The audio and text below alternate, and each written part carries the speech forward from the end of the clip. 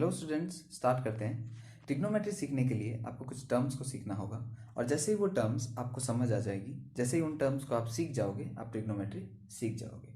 और वो टर्म्स है pi, angles, radians, degrees and very very very most important, जिससे लगभग एवरी बायोलॉजी के स्टूडेंट्स को थोड़ा सा डर लगता ही है, दैट इज ट्रिग्नोमेट्रिक रेशियोज, जिन्हें हम साइन कॉस टेन वगैरह के नाम से जानते हैं। ओके, तो शुरू करते हैं पाई से। बहुत पहले किसी इंसान ने सर्कल्स पर कुछ अजीब सा देखा। उसने देखा कि स्क्वायर चाहे छोटा हो या बड़ा हो, उसकी सिमिलैरिटी ये है कि उसकी चारों साइड्स की लेंथ इक्वल होती है और चार 90 डिग्री के इंटरनल एंगल होते हैं। अगर इसी तरह आप रेक्टेंगल को देखो तो रेक्टेंगल में जो अपोजिट साइड्स की लेंथ होती है वो इक्वल होती है और चार 90 डिग्री के इंटरनल एंगल्स होते हैं। कहने का मतलब, वो क्वेश्चन जो उसके दिमाग में आया वो ये था कि यार, जब इस दुनिया में हर शेप की एक अपनी सिमिलैरिटी है तो सर्कल भी तो एक शेप ही है। उसके इस क्वेश्चन ने, जो उसने अपने आप से पूछा था, उसकी इस जिज्ञासा ने सर्कल के फ्यूचर को बदल दिया। तो उसने रात दिन मेहनत की और सिमिलैरिटी निकाल ली। उसने कहा किसी भी सर्कल के पेरीमीटर को अगर उसके डायमीटर से डिवाइड कर दो तो एक कांस्टेंट वैल्यू निकल कर आएगी 22/7। अब चाहे सर्कल छोटा हो बड़ा हो, कोई भी सर्कल हो, अगर उसके पेरीमीटर को आप उसके डायमीटर से डिवाइड कर दो तो 22/7 ही निकल कर आ रहा है। क्योंकि ये हर सर्कल के लिए कांस्टेंट था, इसलिए उसने उसे नाम दिया पाई। पाई एक ग्रीक लेटर है, वो ग्रीस का था, इसलिए उसने उस पर ग्रीक लेटर पर नाम दे दिया। इसमें कुछ ऐसे डीप कोई रीज़न नहीं है इस चीज़ का। ओके, इससे फ़ायदा क्या हुआ कि अब सिर्फ रेडियस पता होने से हम सर्कल का एरिया, पेरीमीटर कुछ भी निकाल सकते हैं। इस दिन के बाद से सर्कल पर स्टडी करना रियली रियली वेरी इजी हो गया। वो स्टूडेंट्स जिन्होंने बेसिक मैथ्स पहले से पढ़ रखी है किसी ना किसी टीचर से, उनके मन में ऑलवेज एक डाउट हमेशा होता है कि यार, कहीं तो हमें टीचर बोलता है कि पाई इज इक्वल्स टू 22/7 है और कहीं हमें वो ये बोलने लगता है कि pi is equals to 180 degree होता है। नहीं, ये बहुत बड़ा कन्फ्यूज़न है। तो इसीलिए पाई को जानना बहुत ज़रूरी था। ठीक है, इस चीज़ को कुछ इस तरह समझना, पाई 180 डिग्री के इक्वल कैसे होता है ये मैं आपको बताऊंगा, लेकिन एक बार समझना इन दोनों चीज़ों को कि कहीं आपको teacher pi is equal to 22/7 बोलता है और कहीं pi is equal to 180 degree क्यों बोलता है। इस बात को थोड़ा सा समझना। देखो, सपोज करो मैंने आप सबको एक छोटी छोटी लकड़ी दे दी। ठीक है, अब कुछ स्टूडेंट्स थे, मैंने आप सबको छोटी छोटी लकड़ी के टुकड़े दे दिए, एक जितने लकड़ी के टुकड़े दे दिए। ठीक है, मैंने आपको कहा इसको मेजर करके मुझे इसकी लेंथ बता दो। वो स्टूडेंट्स जिनके पास मेजर टेप थी या स्केल वगैरह थी, उन लोगों ने मुझे नाप के बता दिया, सर ये फलाना इंच, फलाना सेंटीमीटर है, फलाना फुट है, जो भी। उन लोगों ने उसकी एग्जैक्ट मुझे नाप के बता दी।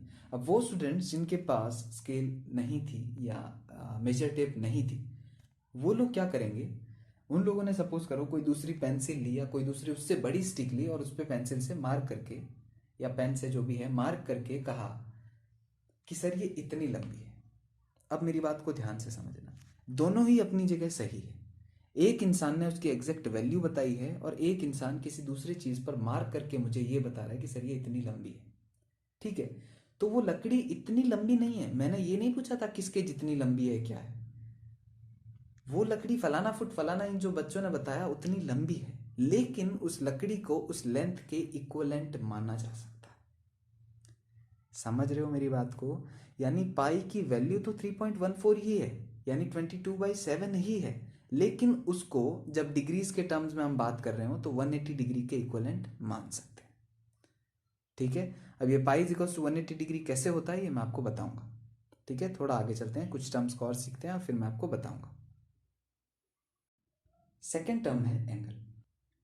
According to definition, amount of revolution को एंगल बोलते हैं। डेफिनेशन थी तो बता दी, एंगल है क्या, ध्यान से सुनो।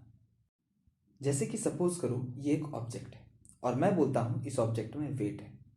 जैसे ही आपने ये वर्ड सुना, तुरंत आपके दिमाग ने ये एनालाइज किया और आपके दिमाग में ये मैसेज क्लियर हो गया कि यार, ये जो भी ऑब्जेक्ट है, इस ऑब्जेक्ट को अगर मैं उठाने जाता हूं तो मुझे पावर लगेगी, ताकत लगेगी। ठीक है, अब मैं इसको उठा पाऊंगा नहीं उठा पाऊंगा, ये बहुत हल्का है बहुत भारी है, दैट्स अ डिफरेंट थिंग। ठीक है, ऐसा ही वर्ड होता है लेंथ।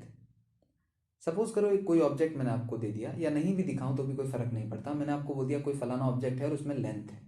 जैसे ही लेंथ वर्ड आपने सुना, आपके दिमाग में मैसेज क्लियर हो जाएगा कि यार वो जो भी ऑब्जेक्ट है लंबा है। एंगल एक बिल्कुल ऐसा ही वर्ड है।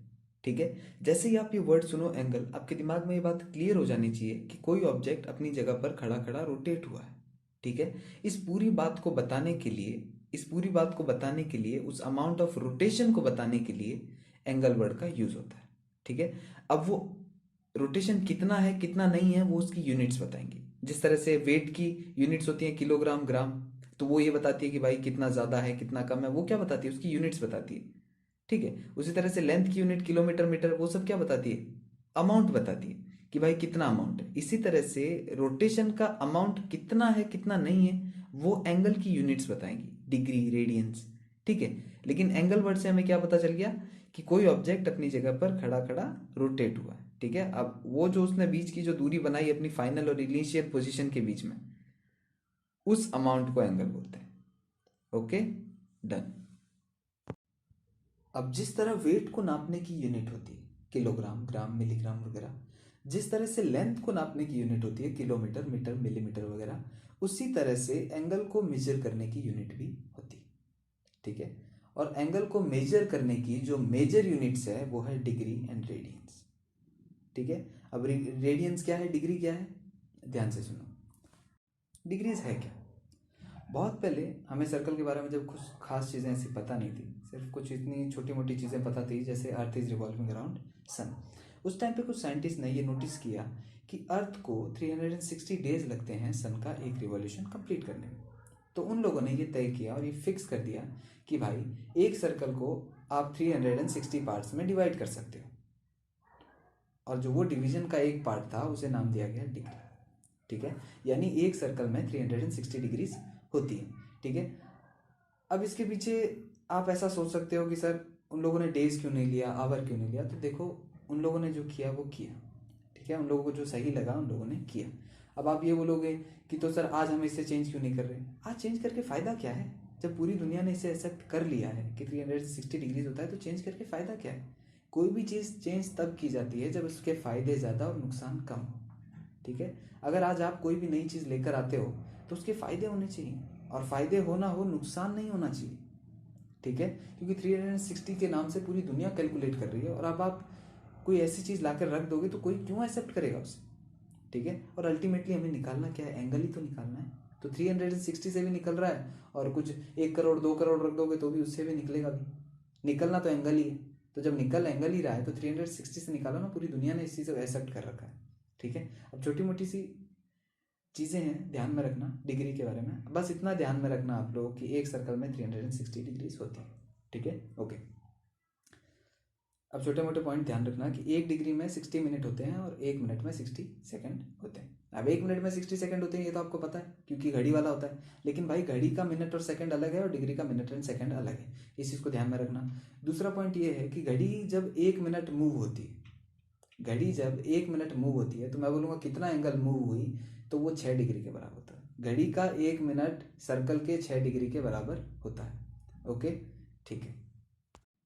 रेडियंस क्या है, एक्चुअली एंगल को मेजर करने का एक छोटा सा फॉर्मूला होता है जो कि आपको पता होना चाहिए, which is angle is equals to arc upon radius. Arc क्या होता है, सर्कल के बाउंड्री के छोटे से टुकड़े को आर्क बोलते हैं। ठीक है, तो angle is equals to arc upon radius, ये एक एंगल का छोटा सा फॉर्मूला है।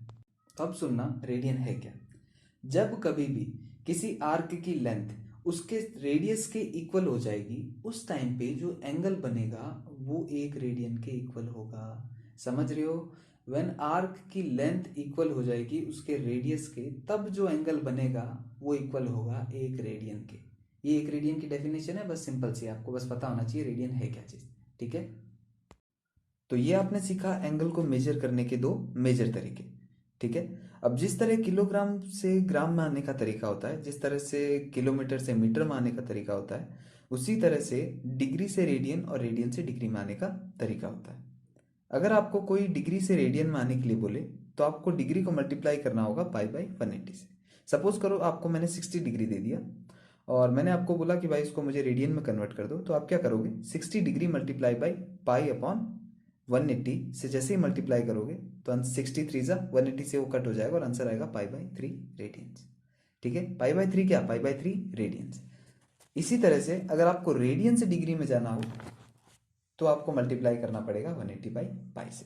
ठीक है, सपोज करो मैंने आपको दे दिया 2 पाई बाई 3 रेडियंस और मैं आपको बोलता हूँ इसको डिग्री में कन्वर्ट कर दो, आप क्या करोगे, 2 pi by 3 multiply by 180 upon pi, इसे जैसे ही मल्टीप्लाई करोगे तो 2 पाई/3 मल्टीप्लाई बाई 180 बाई पाई, पाई से पाई कट हो जाएगा, 360 ज़ा 180, 62 ज़ा 120, 120 डिग्रीज। ठीक है, तो ये था सिंपल सा कन्वर्जन। तो ये था ट्रिग्नोमेट्री का स्वीट सा छोटा सा कंसेप्चुअल फर्स्ट पार्ट।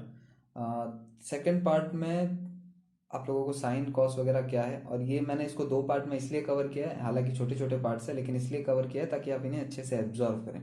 ठीक है, ये चीज़ें अच्छे से नहीं समझ में आएगी तो पूरी फिजिक्स ही नहीं समझ में आएगी, क्योंकि ये 50% फिजिक्स में ट्रिग्नोमेट्री साइन कॉस वगैरह आता रहेगा। ठीक है, तो ये आपको आना ही चाहिए, 100% मस्ट है, आप इसको स्किप नहीं कर सकते। चीज़ें नहीं समझ में आ रही मुझे कमेंट करके बताओ, मैं फिर वीडियो बनाऊंगा, एकदम डिटेल वीडियो बनाऊंगा, एकदम बच्चों वाला।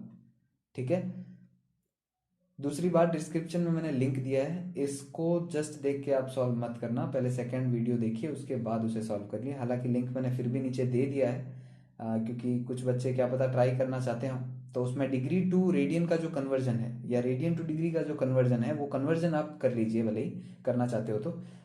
बाकी मेरा सजेशन है सेकंड वीडियो के बाद ही पूरा सॉल्व करना। बाकी अगर आप उसको सॉल्व करते हो तो कोई दिक्कत नहीं, लेकिन सॉल्व होगा नहीं फर्स्ट और सेकंड कुछ 2-3 क्वेश्चन को छोड़ के, क्योंकि वो कन्वर्जन वाले हैं तो आपको कन्वर्जन करना चाहिए। ओके, ठीक है, मिलते हैं नेक्स्ट लेक्चर में। Thank you.